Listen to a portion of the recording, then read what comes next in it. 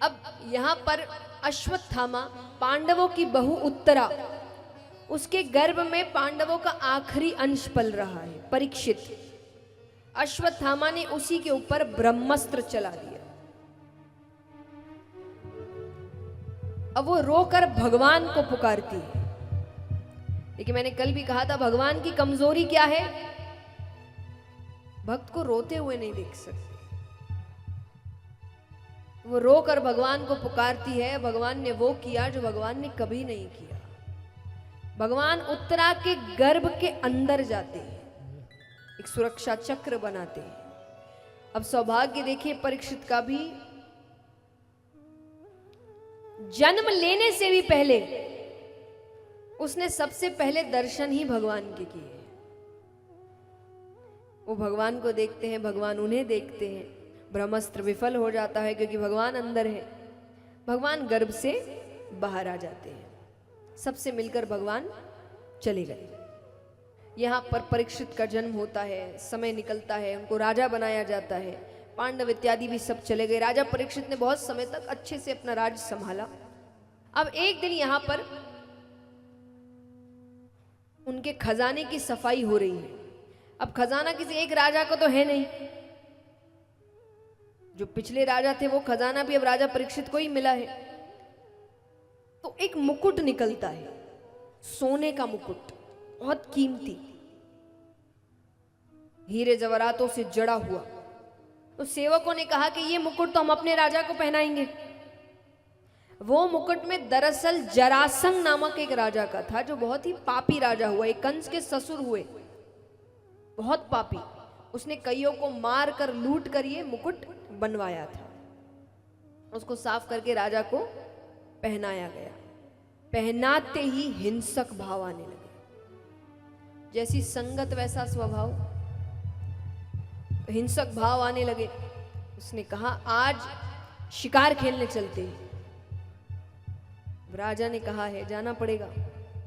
सब जाते हैं। अब यहां वो भटक जाते हैं। अब उसी बीच रास्ते में राजा परीक्षित देख रहे हैं कि सामने एक व्यक्ति एक पैर के बैल को लाठी से मार रहा है और बेरहमी से, और नीचे गौ माता पड़ी है अधमरी हालत में, उसे वो हर थोड़ी देर में पैर की ठोकर मार रहा है। तो राजा ने कहा कौन है जो मेरे राज्य में ऐसी क्रूरता का कार्य कर रहा है? उसने कहा कि तुम कौन हो?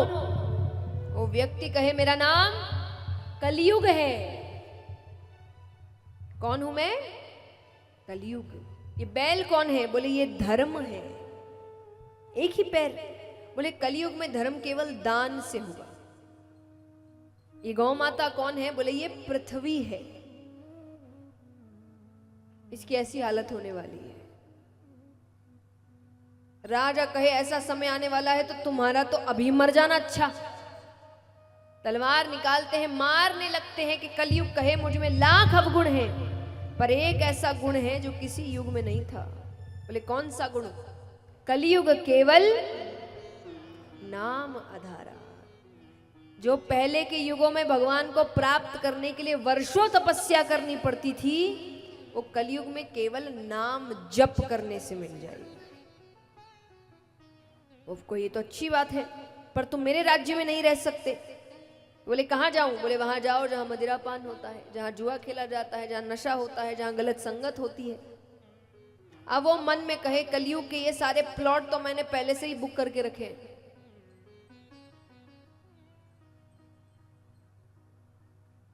तब उसने कहा कि एक स्थान मुझे मेरे मन मुताबिक दीजिए। बोले कौन सा स्थान? बोले मुझे स्वर्ण में स्थान दीजिए। स्वर्ण यानी सोना। राजा भूल गए, उन्होंने खुद ने सोने का मुकुट पहन कर रखा है। राजा ने कहा ठीक है, वो प्रवेश कर गया। अब यहां राजा भटक जाते हैं जंगल में। भटक गए तो एक कुटिया दिखती है। अब उनको प्यास लग रही है, तो उस कुटिया में एक ऋषि तपस्या कर रहे हैं। अब व्यक्ति तप में है, उसको तो नहीं पता चल रहा कौन आ रहा है, कौन क्या कह रहा है, वो लीन है। एक दो बार तो राजा ने कहा कि मुझे प्यास लग रही है, जल दीजिए। जब नहीं कोई वापसी आती है तो एक मरा हुआ सर्प ऋषि के गले में डाल देते हैं। ऋषि के शिष्य ने देख लिया। वो ऋषि के पुत्र से जाकर कहता है कि ऐसे ऐसे राजा सा कोई दिख रहा था। पुत्र ने बिना जाने बिना समझे वहीं खड़े खड़े कह दिया, जिसने ये हरकत की है मैं उसे श्राप देता हूं, अगले 7 दिनों में तक्षक नाग के डसने पर उसकी मृत्यु हो जाएगी। अब वहां पिता तब से उठते हैं। बेटे ने बताया कि मैंने ऐसा ऐसा श्राप दे दिया। पिता ने कहा किसको दिया? बोले वो पता नहीं। तो वो नेत्र बंद करते हैं तो राजा परीक्षित का चेहरा सामने आता है। राजा परीक्षित ने बहुत अच्छे कर्म किए थे। कहते ना, हर कथा से कथा की सीख तो है, पर हर व्यक्ति अपनी खुद की भी एक सीख निकालता है, क्योंकि सबका जीवन अलग है। तो इस कथा से मुझे जो सीख मिलती है मैं आप सबके साथ जरूर बताना चाहूंगी कि जब उनका चेहरा आया राजा परीक्षित का तो ऋषि उदास हो गए। ऋषि ने कहा कि ये तो ऐसा नहीं है, ऐसा क्या हो गया कि इसने ये हरकत कर दी? तो मुझे ये सीख मिलती है, जिंदगी जीनी है तो ऐसे जियो,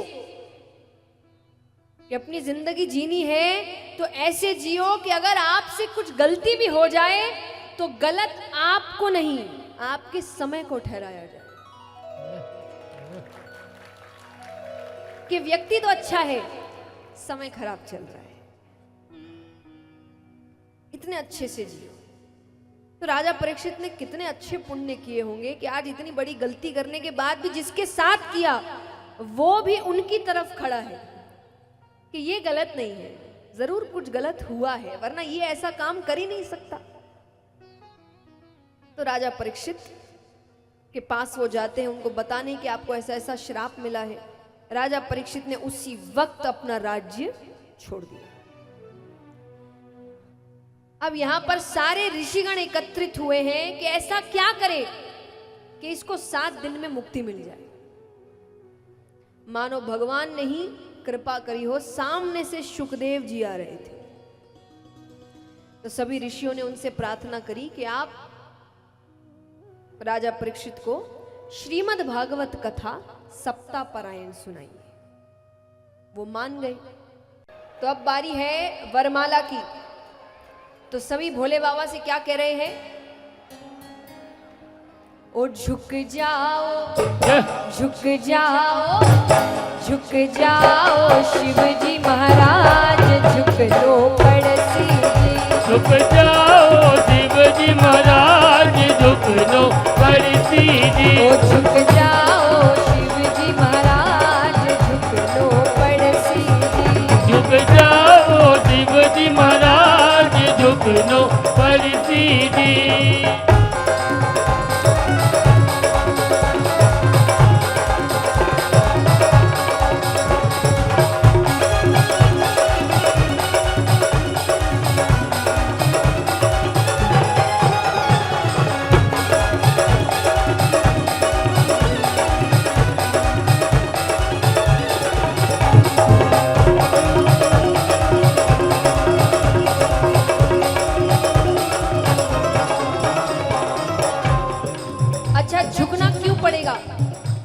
कारण भी तो होना चाहिए।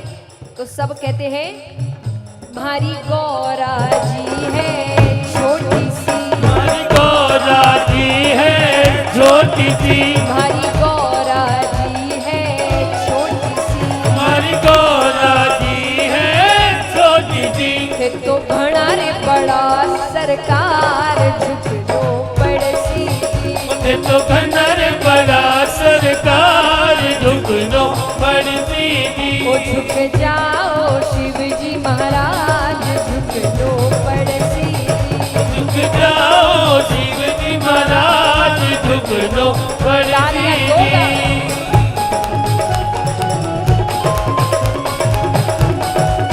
बोले शंकर भगवान की जय हो।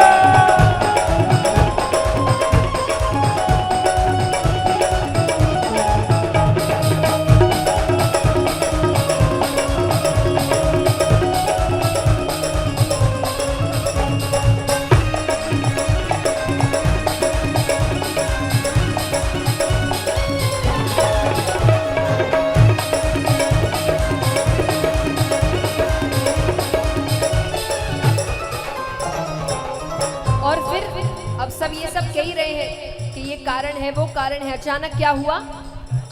देखत देखत ही झुक गया, देखत देखत ही झुक गया, देखत देखत ही झुक गया, ओ देखत देखत ही झुक गया। मारा भूतोरा भूतनाथ झुकनो पड़सी। ओ मारा भूतोरा भूतनाथ झुकनो पड़सी। ओ झुक जाओ शिव जी महाराज झुकनो पड़सी। झुक